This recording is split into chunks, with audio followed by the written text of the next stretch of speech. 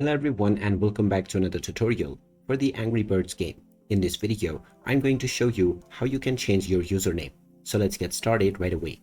First of all, open up the Angry Birds 2 game on your device and you will be taken into the home page.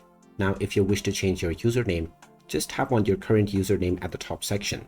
This will now open up your profile where you can enter your preferred username. You are told not to use your real name and also that changing your name will cost about 100 gems.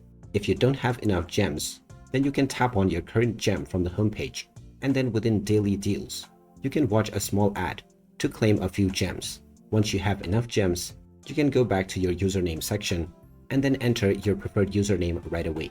And there you have it. That is how easy it is to change your username on the Angry Birds 2 game.